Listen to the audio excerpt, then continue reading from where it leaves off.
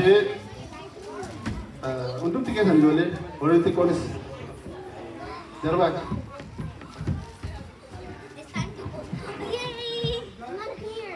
Ayinegaa yeroo wangeelli baratamuu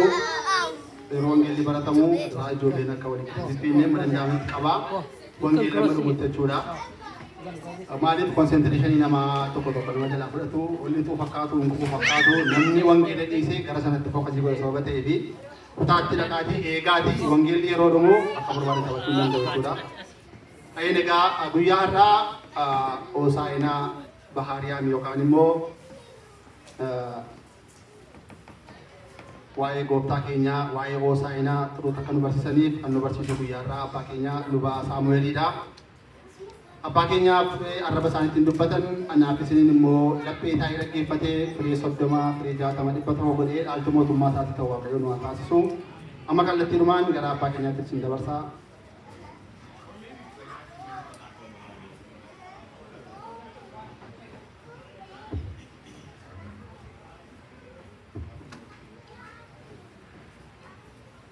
Maqaa Abbaa kan Ilmaa kan Hafuura Qulqulluu sadan Waaqa tokko ameen.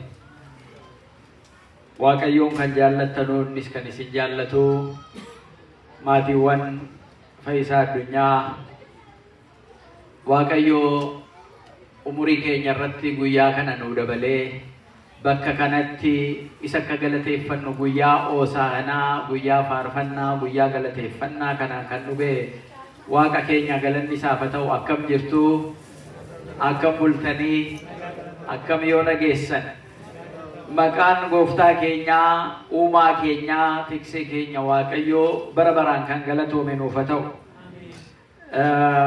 Akkasumas guyyaa har'aa sagantaa keenya kanaan akka bareechinee ayyaana Hoosaa'inaa ittiin kabajnu gumaacha kan nu gootanii baay'isneesin kabajannaa meexxii kana biyya Ameerikaanii keessaa waggaa waggaadhaan nu fiduudhaa fi maatiin Tarrafaa Qadiidaa baay'ee Waaqayyo isin nuuf eebbisu nu jiraadhaa baay'ee isin galateeffannaa. Akkasuma faarfattoonni Fayyisaa Addunyaa faarfannaa yeroo isaa wajjin deemuu Hoosaa'inaa guyyaa har'aati wajjin deemuu haala ho'aa ta'een akkanaan nu dhiyeessu keessanii fi Waaqayyo isin haa eebbisu. Mata dureen barumsa keenyaa Hoosaa'inaa jedha. Matuma dureen barumsa keenyaa Hoosaa'inaa jennaa.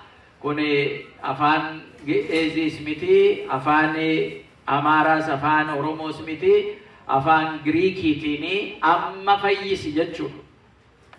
Afaan Giriikiiti amma fayyisi, Ibraawiinis isatti fayyadama amma fayyisii jedha. Hoosaa'inaa jechuun amma fayyisii jechuudha. Egaa amma fayyisii isa jedhu kanaan qabanneetu maa inni jechi kunii guyyaa har'aa maaltu adda godhaa Hoosaa'inaa wajjin immoo qabatee maaltu jira isa jedhu tokko tokkoon ilaallaa jechuudha. Guyyaan kun guyyaa gooftaan keenya Yesuus Kiristoos gara Beetafaagee Bitaaniyaa lafa jedhamtu gara gaara Ejersaatti gara Yerusaalemiin faarfannaadhaan walitti seeneedha. Public isa jedhanu akka awaaja labsii baasanii seenuudha. Yerusaalemitti kanaan dura numa seenaa ture, gara Beetafaagee numa deemaa ture. Garuu amma faarfannaadhaan galataan gara Yerusaalemitti galuusaa sana agarsiisa. Kanaaf akkuma wangeela Luqaas boqonnaa 19 lakkoofsa 28 irraa jalqabee caqasamee jiru Yesuus kana eega dubbatee booddee gara Yerusaalem adeemuusaa gara Beetafaagee deemuusaa kana agarsiisa. Barattoonni isaas isaa wajjiniin akka turan kanaafuu gadda fuula keessanii jirtu sanatti deemaa. Akkuma achi galtanitti ilmoo arree hidhamtee jirtu argattu. Kanaafuu hiikaatii naa fidaa. Yoo maaliif hiiktanu jedha jedhanii sigafatani gooftaadhaaf barbaachisaa jedhaati itti dubbadha jarrisi isin gadi lakkisu arree sana naafidaa gottaatti jedhe bartoonni isaa lammanis akkuma jedhamani gaafa fuuldura isaanii magaala jirtuudha kanu ilaalaa inni jira wajjin as jira magaala fuulduree keessa waan jiru itti majechuudha eessatti akka hidhamte hin beeka jechuudha akka namaatti silaa daangaamee namni waanuma fuuldura isuma bira jiru arga inni garuu egaa gatii nuu kaffaluudhaaf waaqa waaqotaa gooftaa gooftotaa abbaa isaarraa ergamee kan dhufe Yesuus Kiristoos amalamummaa waaqummaa isaa sana foon namaatii wajjin tokko kan taasise gatii ta'eedhaaf waan fuuldura jiru sanas gatii beekuudhaaf itti ajaje akkuma ajajamaniin barattoonni isaa sun deemanii harree sanaa ilmoo harree wajjin achumatti hidhamtee arganii hiikanii maaliif jennaan gooftaatu barbaada jennaan tole jedhanii gadi lakkisanii malee eenyuyyuu kana gochuu hin dandeessanu jedhee bartoota isaa sana mormuu kan danda'e hin jiru kanaafuu harree sanaaf ilmoo harree sana fidanii gaafa dhufanii jedhanuu uffata isaanii baasanii dudda harree sanarratti afaniifi jedha harreettii sanarra kan inni taa'u gatii baraniif uffata isaanii baasanii akkamitti qullaa irra taa'achirra jedhaniitu uffata isaanii baasanii afaniifi dugda harree sanarra kaa'anii achirra ba'ee taa'ee achumaanis uummanni huccuu isaanii uffata isaanii baasanii karaa harreettiin irra deemturra afaa hoosaa'inaa amma fayyisi yaa ilma daawiti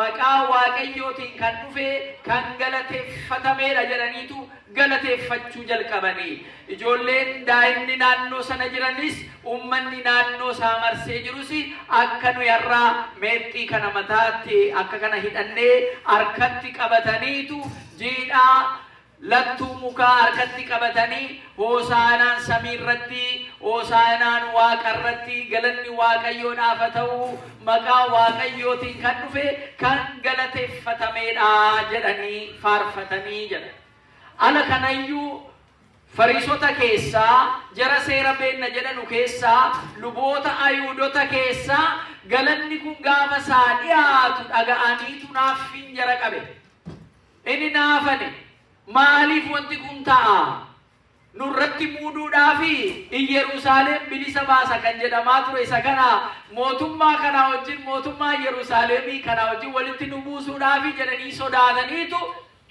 jara keessaatti siqanii Yesuus Kiristoosin maan callisiistuu jedhanii akkuma sila faarfattoonni lamma sila faarfatanu nama gammachiisu akkana murraaqanii waaqa galateeffatu turani uummanni naannoo isaa jiran gatii kanaatiif maaliif hin callisiistuu jedhaniitu Yesuus Kiristoosin gaafatan faarfannaan kun akkamitti sii malaa maaliif hin callisiistu jennaan isin ijoollee keessan kana gatii isinirraa dhalatanii fi callisiisuullee yoo dandeessanii dhagaan naannoo Bitaaniyaa jirtu kunillee kaatee faarfattii naasoftii jedhe waaqaaf galanni haa ta'u faarfannaa waaqayyo eenyuyyuu galata waaqayyo eenyuyyuu dhaabbisuu akka hin dandeenye achirraa hubanna egaa inni kun seenessaa isa dhufne sana gara Yerusaalemitti yemmuu dhaqu Yerusaalem kan isee fayyisu kan isee bilisa baasu kan nagaa seeraa kennu simachuudhaaf hin dandeenye gatii ta'eef hin gaddeef jedha magaala sanaaf hin gadde inabaare waan isee irra ta'u sana argeetu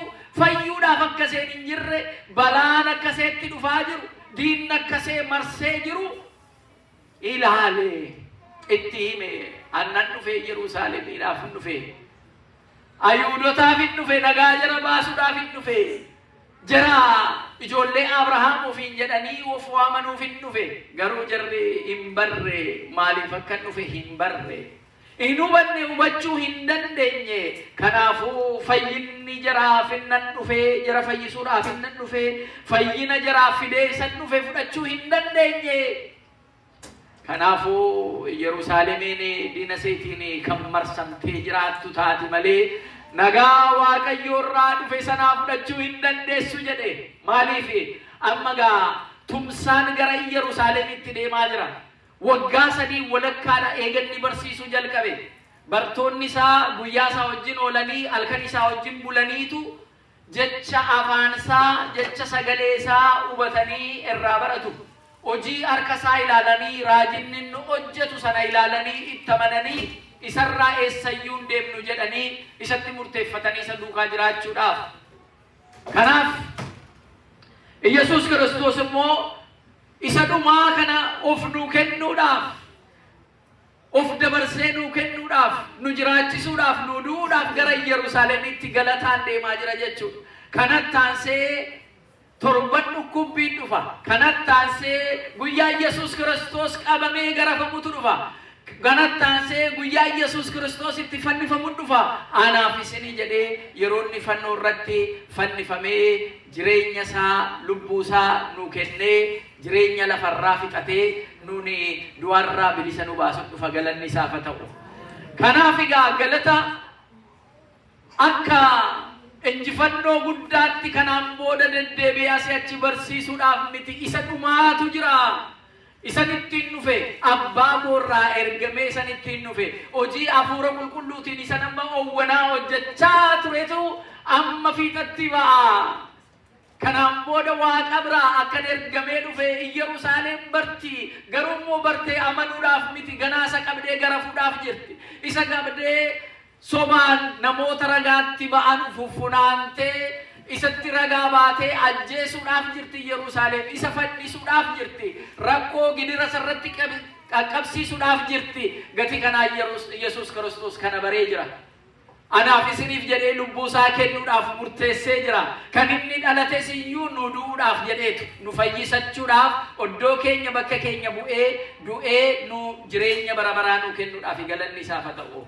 Kanaaf Yerusaalem kana hin barre jedheen nagaasee baruu hin dandeenye. Harreerra namni taa'ee deemu harreerraa bu'ee diinni yootti dhufe kaatee erkaa ba'uu hin danda'u. Gati kanaatiif akka nama dadhabaa, akka nama waa humna hin qabaanne harreef ilmoo harreerra taa'ee dhufe. Inni kirubeeliif suraafeel irra taa'ee galateeffamu. Inni bara baraan suraafeel kirubeel isa baatanii qulqulluu qulqulluu qulqulluu jedhanii fuulli isaanii isa laaluu kan hin dandeenye qooccoo isaaniitiin fuula isaanii haguuggatanii utuu hin dadhabin qulqulluu qulqulluu qulqulluu waaqayyoo jedhanii kan isa galateeffatanu. Galata ergamoota isaarraa kan argatu inni ilmi waaqayyoo Yesuus Kiristoos akka nama humna hin qabaanne jaalala namaatiin bitamee fannoo irratti fannifamuu fi akka nama humna homaa tokko hin qabaanne harreef ilmoo harreerra taa'ee gara Yerusaalemitti deeme. Hoosaanaa amma fayyisi amma nu fayyisi jechaa dhaloonni achi jiran faarfatani. Isa jarri marsanii jiran isa faarfatani. Jara keenyaa Yerusaalem dhukkubsattee turte. Addunyaa hundumtuu dhukkubsatee ture. Maaliif du'aatitti murteeffame? Murtii du'aa keessa ture. Karaa Addaam namicha isa jalqabaa duuti murtiin addunyaa kanarratti gale. Waaqayyo nama jiraataa bara baraa godhee uumee utuu ta'ee jiru garuu immoo cubbuu hojjeteen duuti karaa seexana gorsa seexanaatiin gara addunyaa kanaatti gale. Kanaaf namni du'a keessa jira. Bara 5,500 du'a keessatti murtaa'ee jiraate. Fooniin hin dhalataa hin jiraataa aladuu awwaalli foonsaa achitti qabdii lubbuu isaa immoo si'oolii keessatti diiyaabiloosiif itti taphataa ture. Seexanatti itti taphataa ture. Haa ta'u malee waaqni keenya uumaan keenya araara isaatiin dhiifama isaatiin namoota uumetti araaramuudhaaf badii hojjetame sanaaf aarsaa qulqulluu ta'ee gumaa kaffalee kan booji'amanii cubbuudhaan qabamanii jiran bilisa baasuu kan danda'u tokko gatii hin turree fi nama keessaa ilmi waaqayyoo abbaarraa dhalate ilma jennuun dubartii keenyaa dubaroo giiftii keenyaa maaramii durbee maaramiirraa ilma namaa kan taateerraa intala Addaam kan jedhamteerraa Maariyaam giiftii keenyarraa Yesuus Kiristoos dhalatee gumaa keenya nu ba'uudhaaf isa seexanni ilmoo namaatti itti taphatee seexana ari'uudhaaf Yesuus Kiristoos gara lafa kanaatti dhufe jechuudha. Gara lafa kanaatti yemmuu dhufu amma kanaan duraatti amma guyyaa kanaan dura turetti fakkeenya baay'eedhaan barsiisaa ture. Dhukkubsataa fayyisaa ture. Amma gara sanumaatti deemaa jira jechuudha. Du'ee nu jedhee du'ee jireenya bara baraa nuu kennuudhaaf jechuudha. Inni kun immoo dhoksaadhaan miti ala kaanutu uummanni isa marsee jiru gidduudhaa bahee kophaa isaa deemaa ture. Amma garuu faarfannaadhaan gara Yerusaalemitti galee kun egaa sanumaati jechuudha. Qophaa'uusaa yeroon ga'uusaa sana agarsiisa jechuudha. Hiikni isaa harreerra taa'uunsaa hiika baay'ee qaba. Kitaaba qulqulluu keessatti ala waa'ee harree kaasne jennu namoonni tokko maal harreen bara sanatti transportation service kan kennitu harreedhuma horiidha ka harree ture malee akka harraa makiinaan hin jiru, baaburri hin jiru, jeettiin hin jiru, mankuraakureen hin jiru, silaa fudhatee deemaa jedhu beekusa. Deemee isaa garuu asirra kan barreeffamee jiru dubbisa. Asirra akka jirutti maalirra taa'ee gara Yerusaalemitti gale jedha. Maalirra taa'ee? Harreerra taa'eetu gara Yerusaalemitti galee jedha. Waan nama ajaa'ibu. Egaa guyyaan kun amma fayyisi, addunyaa kana fayyisi, tokkoon keenya fayyisi, dhukkubsannee jirraa nu fayyisi ittiin jennudha jechuudha. Torban dhukkubbiin ni jedhamu inni kanarraa aansee jiru torban kun amma du'aa ka'umsa gooftaa keenyaa labsamutti jechuudha. Kadhannaa keenyaan baay'ee ganamaa galgala guyyaa itti cimnee yeroo itti kadhannudha. Sooma keenyallee saatii isaa achi fageeffannee qaraaniyoo amma inni fannifamutti gooftaan keenya imannaa sobaatiin jara aangoorra jiran fuulduree akka nama aangoon qabaannee yeroo inni dhaabbatee sobaan itti murteeffamee yeroo inni qaraaniyoo irratti fannifamee nuu jedhee du'e sana yaadachaa jechuudha. Amma guyyaa du'aa ka'umsa tansaa'ee isaa sanatti isa yaadannee lagannaadhaan sooma keenya saatii isaas dheereffannee kadhannaa keenya sirratti daballee ayyaanni Waaqayyo akka nu gargaaru nu wajjin ta'u yeroo ofii kadhannu tokko keenya walii kadhannu biyyaaf yeroo kadhannudha jechuudha. Fayyina kadhanna, nageenya kadhanna, ayyaanni keenya afurri keenya akka nu jalaa hin jeeqamne iyyuu kadhanna jechuudha. Qormaanni cimaan immoo yeroo kana dhufa jechuudha. Yeroo Hoosaanaa kana yeroo keessumaa ala fixachuu deemnu kanayyuu qormaanni cimaa dhufa. Wangeela Maatiyos boqonnaa 21 lakkoofsa 9 irratti Hoosaanaa ilma Daawit maqaa Waaqayyootiin kan dhufu kan eebbifameedha jedhanii akka sila faarfattoonni faarfachaa turan asitti achittis isa faarfachaa turan jechuudha. Galanni kun galata Waaqayyooti. Nama Waaqayyoo irraa ergamee dhufee gara Waaqayyoottis kan deemu kan samiirraa bu'ee gara samiittis kan ol ba'u isa malee kan hin jirre tokkichi inni galata daa'immaniin barattootaaf uummataa naannoo isaa marsanii jiranuun galata argachaa ture. Galanni isaaf haa ta'u. Egaa Hoosaanaa jechuun qoricha jechuudha. Amma fayyisii jechuudha. Kanaaf hundumti keenya akka inni nu fayyisuudhaaf kadhanna. Waaqayyo inni kaan fooniin dhukkubsatee jira. Waaqayyo nu haa fayyisu. Inni kaan hafuuraan dhukkubsatee jira. Inni kaan ilaalcha isaatiin dhukkubsatee jira. Karaa adda addaatiin dhukkuba gatii qabnuuf Waaqayyo akka nu fayyisu hundumti keenya hin kadhannaa jechuudha. Akkasumas barattoota isaa keessaa lamman gara sanatti ergeetu dhaqaa mandara sana galaa harree ilmoosee wajjin jirti hidhamtee jirti hiikaa naa fidaa jedhee barattoota isaa lama ergee lama ta'anii deemuun baay'ee barbaachisaadha. Yoo tokko kufee tokkotu ol kaasa, yoo tokko dadhabe tokkotu jabeessa. Gaarii kanaafuu jedheetu barattoota isaa lama godheetu dhaqaa addunyaa kana deemaati wangeela Waaqayyoo wangeela mootummaa Waaqayyoo lallabaa ittiin jedhe. Inni kun kan inni ergeef dhaqaati isee hidhamtee jirtu harree kana hiikaa akkuma jedhe ayyaana isaaniitiin hafuura isaaniitiin seexanni hidhee jira jiru namoota hiikaa naa fidaa jechuu isaati. Inni kun jechuudha hundumti keenya kanaaf ergamnee jirra jechuudha. Guyyaa har'a asii ala baanu namoonni dhukkubsatanii jiran ilaalchi isaanii jalaa jeeqamee jiru qaamni isaanii dhukkubsatee jiru hundumaa gara Waaqayyootti waamuudhaaf iyyuu waamamnee jirraa jechuudha. Barattoota isaa keessaa lama gaafa ergu dhaqaa hiikaa fidaa jedhe eenyuyyuu maaliif kana gootu yoo jedhee isin gaafate gooftaadhaaf barbaachisa. Hin barbaachisnaa gooftaadhaaf jara keenya hin barbaachisnaa. Eeyyee sirriitti gooftaadhaaf barbaachisa. Sirriitti barbaachisna nu jaallata gooftaan. Yoo nu isarraa fagaanne waan isatti hafu ta'ee miti, waan inni waa dhabu ta'ee miti, nutu dhaba malee. waaqa keenya uumaa keenya waaqayyoon barbaachuun nuuf nu fayyadaa malee waaqaaf wanti sana hafu hin jiru. Yoo diddan deemuu dandeessu jedha. Maaliif gara koo yoo dhuftanii ishi yoo jettanii anaaf ajajamtanii eebba lafaa nyaattu eebba samii argattu nuun jedha. Galanni isaaf haa ta'u. Tole yoo jettanii abboommii koo eegdan, tole yoo jettanii ishi ijool abbaa koo jettanii natti yoo deebitanii anis isinitti hin deebi'aa nuun jedha. Isinin eebbisaa nuun jedha. Ba'uu galuu keessaniin eegaa nuun jedha. Galanni isaaf haa ta'u. Kuni mirga keenya. In ta'u yoo jettan immoo seefii qara lamaatiyyuu si nyaataa nuun jedha. Kanarraa Waaqayyo nu haa oolchu.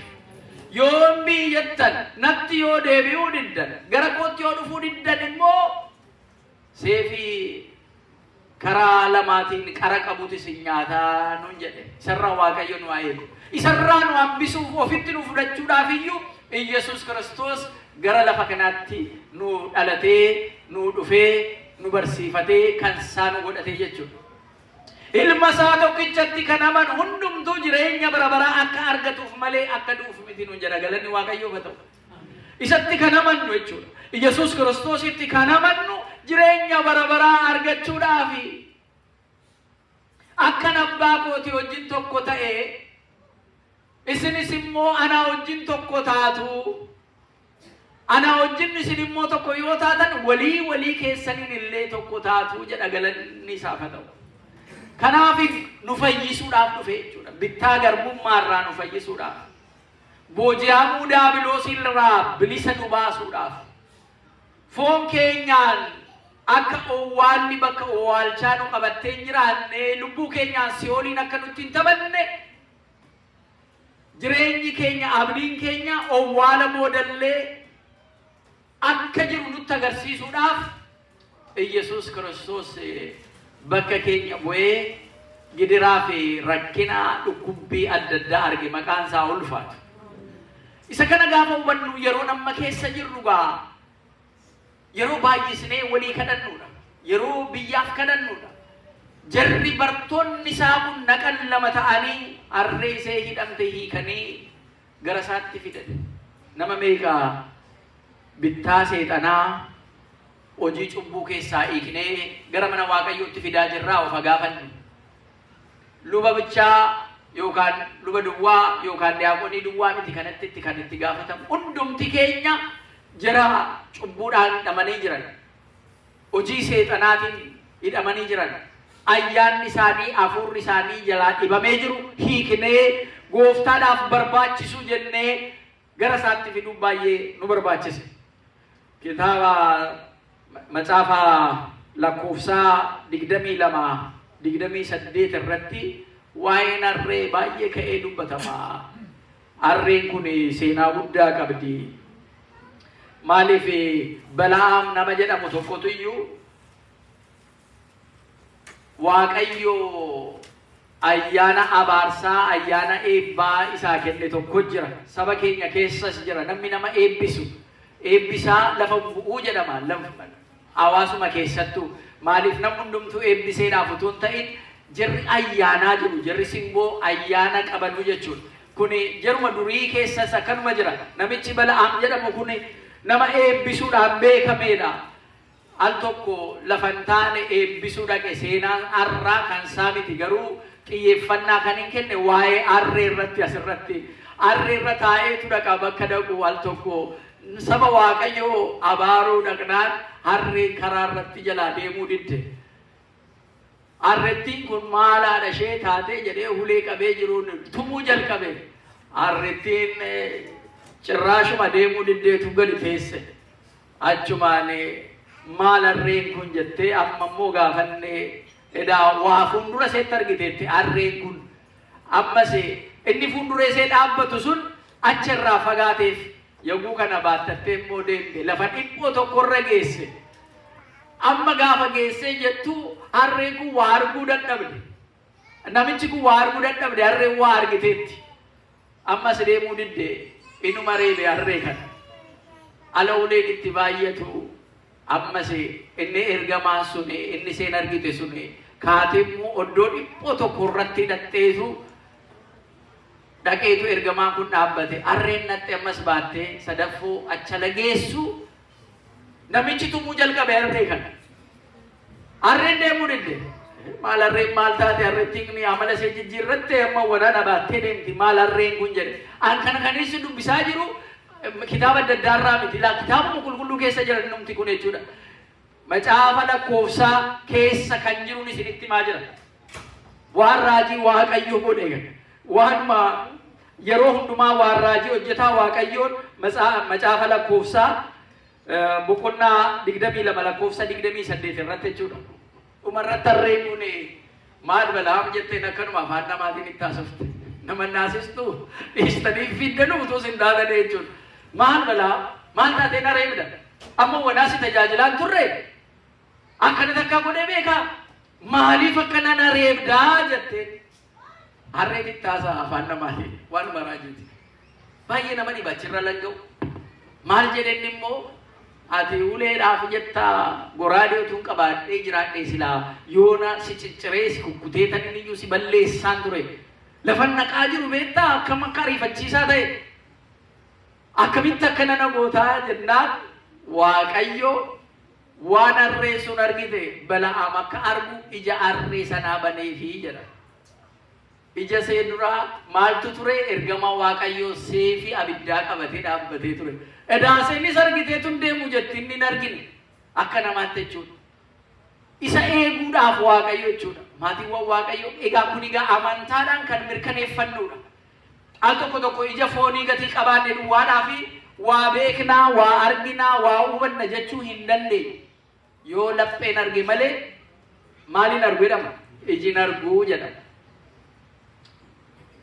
gati kanaatiif bala'aam akka kanaan balaa itti dhufaa jiru sanarraa waaqayyo isa deebisee saba waaqayyo eebbisee ati abaaruu hin dandeessu ittiin jedhee ittiin barsiifate sababa arree kanaanii jechuudha saba eebbifamaa namni abaaruu hin danda'u maatiiwwan waaqayyo sabni keenya saba eebbisamaadha kan jennu callisnee miti saba waaqaatii kan jennu callisnee miti akka abaarsaa akka shallalaa yookaan fokkoraadha maaloodha jedhamuun diinni jedhu nutu ta'ee sabni kun hin badaa ture garuu saba waaqayyoo eenyuyyuu balleessuu hin danda'u waaqatu eega waaqni gatii eeguuf malee inni meeshaa hidhatellee waaqni yoo isa eegne magaalli isaa homaa faayidaan qabdu jedha kitaabni qulqulluu waaqni yoo nu gargaare malee kanaaf ayyoonni keenya yeroo hundumaa mee waaqna jedhu kan jedhan dubbii isaanii keessatti daa'imni ammaas ijoolleen ammaas qeerroo qarreen ammaas kana kan maatirraa dhaallee jiru fudhannee itti fufuun kan nu barbaachisu beekumsa yoo qabaan qabeenya yoo qabaan dandeettii yoo qabaan hangoo yoo qabaan yoo waaqayyo jedhee jechuun waaqayyo dursuun baay'ee barbaachisaadha jechuudha manuma keessanitti jireenya keessanitti illee jechuudha kanaaf isin fayyisa kanaaf isin eega waaqayyo nu eega galanni isaaf haa ta'u yoo isa dursine yoo waammanne nu eega kisoomina guddaa guyyaa har'aa guyyaa hoosaanaa kana Yesuus Kiristoos irraa baranna jechuudha kisoominni inni guddaan gad of buusee arree filmoo arree irra taa'uusaa kanallee sirriitti ilaalla kara biraatiin immoo raajiin dubbatamee jiru kunin ta'a jedhee Zakkaariyaas boqonnaa 9 lakkoofsa 1 irratti sanni dubbata gooftaan kabajamaan Suraafeeliif Kirubeelii irra taa'u gadi bu'ee arree ilmoo arree irra taa'ee gara magaalaatti galaa jedhee kan inni caqasamee kitaaba keessa jiru akka inni raawwatuudhaaf gooftaan keenya Yesuus Kiristoos raajonni isa dubbatan xumuruudhaaf kan dhufe xumura raajotaa akka ta'e agarsiisuudhaaf xumura raajotaa kana duwwaa miti raajonni akka dubbatanitti kanaan dura aarsaa horiitu dhiyaataa ture namni dhiiga horiitiin iyyuu cubbuu isaarraa haqa gaafataa ture argataa ture lubichi dhufee horii sanarra harka kaa'ee alanni cubbuu namicha sanaatiif kadhatu cubbuun namicha sanaa lamsi yoo ta'e isa qaama addeessitu yoo ta'e horii sanatti darbaa horii sana qalaniitu dhiiga isaa sana naannoo aarsaa sanatti facaasanii namicha sanaatiif dhiifa magaan kadhatu turan sirna horiitii sana kakuu moofaa sana keessa Kunnu Muusaa sirna haaraa Muusaatti deema jechuudha. Kanaan booda horii baatanii dhufanii mana Waaqayyoo keessatti dhiiga isaatiin qulqullina argachuun hafee jira. Dhiiga kootiin du'a kootiin kanaan booda jireenya bara baraa argattu jechuudhaaf sirna dabarsaa akka jiru. Sirna horii gaggeessanii fidanii dhufanii qalanii isaan bilisa cumburraa baananni jedhanu hafee dhiiga gooftaa keenya Yesuus Kiristoos guyyaa jimaataa fannoo irratti taasiseen hundumti keenya fayyuu keenya sirna kana nutti agarsiisuu isaati galanni isaaf haa ta'u. Egaa iccitii baay'eetas keessa jira. Tokko lama jennee yoo deemne iccitii kakuu kanaan dura ture keessaa seera moofaa seera haaraa keessaa tokko tokkoon kaasnee ilaaluun tokko tokkoon kaasnee xiinxaluu hin dandeenya. Haa ta'u malee immoo yerootu nu daangeessa kana keessa maatiiwwan Waaqayyo Hoosaanaa ala jennu amma fayyisii nu fayyisii jechuudha. Qoricha keenyaa jechuudha. Fayyisaa addunyaa jechuudha. Addunyaa nu fayyisii jechuudha. Isa kanaan isa raajonni ragaa itti kanaan dura baasanii haasa'an himan tokko tokkoon alalaallu guyyaa har'aa immoo sammuun keenya gara Yerusaalem Yesuus Kiristoos wajjin lixaa jechuudha. Kanaan booda lixee maal ta'a laata? Faarfannaadhaan hundumtuu ba'ee galateeffatee Hoosaanaa Baariyaam jedhee galateeffateen Yesuus Kiristoos. Hundumtuu galateeffatanii keessaa jarri morman jiran, jarri dubbii himan jiran, kan itti himame keessaa himannaan kan itti baname keessaa inni tokko faarfannaa Waaqayyoodhaaf ta'u iyyuu isaaf godhanii isa akka nugusaatti isa faarfatanii inni Waaqayyoon abbaa kooti jedhee Waaqaan of qixxeesse jedhanii ittiin himatu suma kanaan jechuudha. Jarri har'a isa galateeffatan marsanii guyyaa jimaataa immoo namni tokko hin argamu gaafa fannoo sana. Eenyuyyuu san beeknu jedha. Har'a qullaa isaanii uffata isaanii baasanii harree filmoo harree kana duwwaa miti karaanni irra deemu irratti hafanii maatiiwwan Waaqayyoo uffanni keenya iccitii dhanna keenyaa nu dhoksa. Uffanni nu uffannu iccitii cubbuu keenyaa kan nu dhokse gara qulqullinaatti kan nu waame si'i galanni siif haa ta'u jedhanii galateeffatan. Utuu Waaqayyo cubbuu keenya adda keenya irratti barreessee as namni tokko nama tokko fuuldura dhaabbachuu danda'a? Hin danda'u. Nu dhokse Waaqayyo cubbuu keenya isiniin dhiisa jedhe. Gara koo kottaa jarri ba'aan isinitti baay'ate. Addunyaan qolee keessan kan gombiste humna keessan kan isinirraa fixxe gara koo kottaa abbaa keessan isinirraa salphisaa nun jedha. Kanaafuu gara isaa gaafa dhufnu cubbuu keenya Waaqayyo nu balleesse galanni isaaf haa ta'u. Akka uffanni irrina qaama keenyaa nu dhoksu ati cubbuu keenya nu dhoksitee jirta galanni siif haa ta'u jedhani. Garuu guyyaa jimaataa sana immoo ummanni magaala sanaa Yesuus Kiristoos uffatanni uffate irraa baasanii qullaatti fannisanii rakkinni namaa isa kana. Gidirri rakkoo Yesuus Kiristoos gidira rakkoo isa qaqqabe keessaa inni tokko isa kana. Amma uffata isaa irraa baasanii qullaatti hambisanii garafanii fannisanutti ga'an jechuudha. Gara Yerusaalemitti galuunsaa qophaa'ee gale. Duuta akka fuuldura isaa jiru beekaa gale. Yeroon isaa akka ga'e beekaa achi gale. Dhokatee miti kan inni gale faarfannaadhaan kabaja guddaadhaan wal gale. Garuu kabajichaaf faarfannaa booda immoo rakkinaaf gidiraa yeroo dhukkubbiitu fuuldura isaa jira jechuudha maatiiwwan Waaqayyoo. Kanaaf har'a faarfannee jirra. Namni har'a faarfate kun torbanuma tokko tungootiin guyyaa jimaata dhufu nuufannisi immoo jedheetu Yesuus Kiristoosii baarbaanin nuuhiiki Yesuus Kiristoosii nuufannisi immoo jedhee kan iyyuu uummatuma sana jechuudha. Eessaayyuu dhufu maatiiwwan Waaqayyo. Kanaaf al tokko tokko ala namni nu marsee galata nuu dhiyeessee ala namni nu marsee nu faarfachuu jalqaba. Maqaa keenya kaasuu jalqabu baay'isnee ooyisnees gammachuun guddaan laphee keenya akka dibbee ammaseen dhaatutti nutti ho'uus hin qabu jechuudha.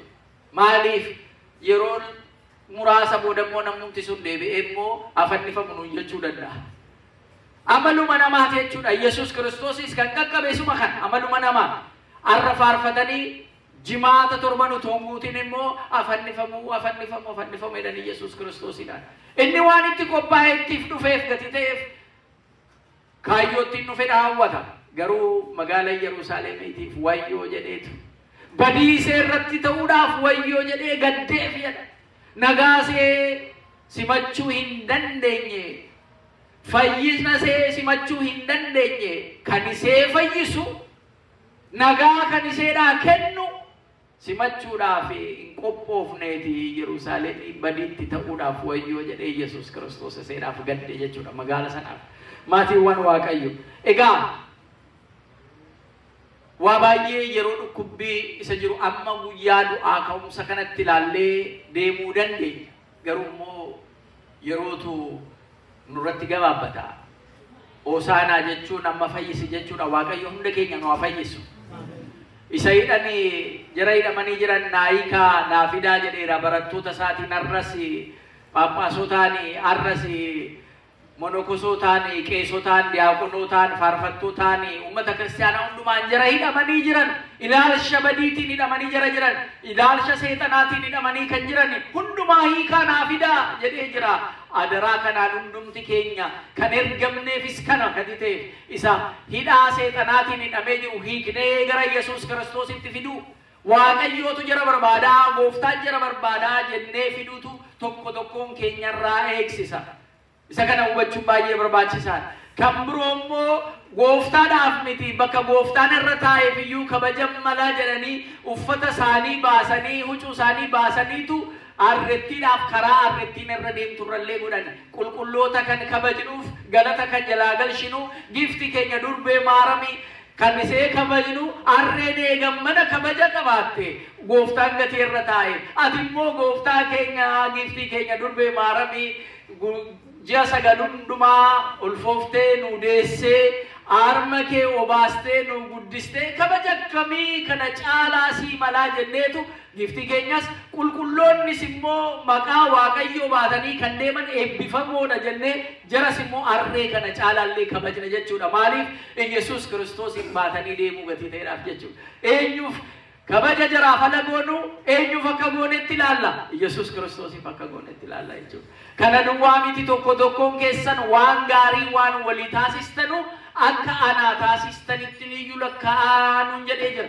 Gati kanaatiif yeroo dhumaa sana keessaa kan nu gaafatu keessaallee beela'ee na nyaachisne, dheebodhee na nu baasne, dhukkubsadhee hidhamee nan gaafanne. Kanaafuu anarraa achi deemaa mootummaa koo dhaaluu hin dandeessanu kan inni ittiin jedheef maaliif jennee ala gaafannu inni guddaansa walii keenyaaf kan taasisnudha jechuudha.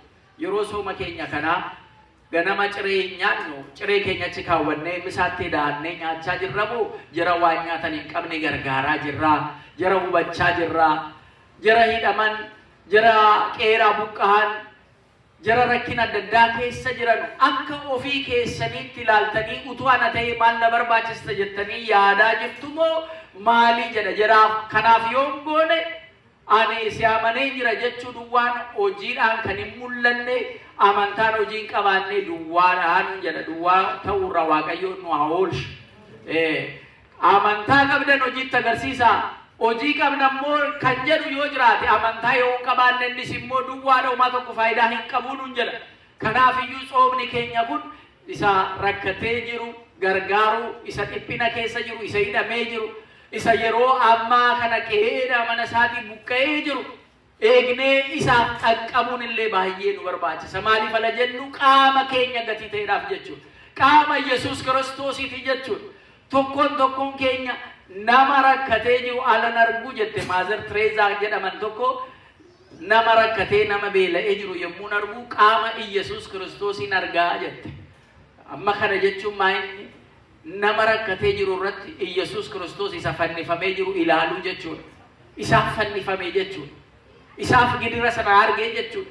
Isa qeedhaa buqqa'ee jiru isa keessa jiru alalaallu akkanaan walii yaadachuun wal gargaaruun jireenya addunyaa kana keessaa hiika kan kennu keessaa lafa kanarra jiraachuu keenya hiika kan kennu keessaa isa guddaa tokko jechuudha. وانو في قوتن جالا إسا كان في سسين قوتن تيو إسن اللي دي بي سنگم مچيس قتي كناتيف كريستنان كين يمو akka hunduma wal kita gootanii ija hunduma wal kita takka hilaaltan nuun jedhan maka ija waaqayyootiin addunyaan yeroo amma kana rakkina guddaa keessa jirti addunyaan raafama guddaa keessa jirti addunyaan jijjiirama guddaadhaaf iyyuu asii achi akka ulfa daamuu ka'ee garaan hiita'ee jirutti asii achi raasamaa jirti yeroo kana keessa sabni keenya wal hubachuun baay'ee barbaachisaadha ummanni keenya wal hubachuun baay'ee barbaachisaadha walii kadhachuun barbaachisaadha biyyaa kadhachuun barbaachisaadha wal dagachuu ofirraa amma danda'ametti fageessinee wal hubachaa deemuun baay'ee barbaachisaadha fayyina waaqayyoo akka arginuuf akka waaqayyoo yeroo dhukkubbii kana waraanni dhukkubbiidha gaarii namatti hin fidu qalayni jireenyaa addunyaarra akka inni raasaa jiru kana argaa jirra kun dhukkubbiidha waan gaarii miti waaqayyoo nuuf fayyisu ikonomii akkana raasamaa jiru waaqayyoo nuuf fayyisu waraanaan addunyaa raasamaa jiru kana waaqayyoo nuuf fayyisu biyya akkana raasamaa jirurra waaqayyoo nuuf fayyisu kanaaf maatiin keenya sabni keenya tokko tokkoon keenya ilaalshaa jalqabee namni ideoloojiin jijjiiramaa jiru kana keessatti nama baay'ee sammuu dhabaa jira qalbii dhabaa jira kana keessaan waaqayyo nu fayyisi qalbii keenya akka dhabne waaqayyo nu eegi ba'umsaaf galuu keenya keessatti waaqayyo nu tiksi jennee waaqa kadhachuun baay'ee nu barbaachisaa waaqni waaqotaa gooftaan gooftotaa hunda keenya hamaarraa nu fayyisu nu eegu guyyaa Hoosaanaa har'aatiin geenyee akka sagalateeffannee akkasuma immoo guyyaa Faasikaatiin geenyee akka sagalateeffannu fedhii waaqayyoo nuuf ta'u guyyaan har'aa guyyaa gammachuuti guyyaa faarfannaati kanumaa fi waaqayyo immoo guyyaa kanarraa eebbasaa jireenya keenya hundaaf nuuf kennu waaqayyo agalatoomu Hoosaanaa amma fayyisi waaqayyo hunda keenya nu fayyisu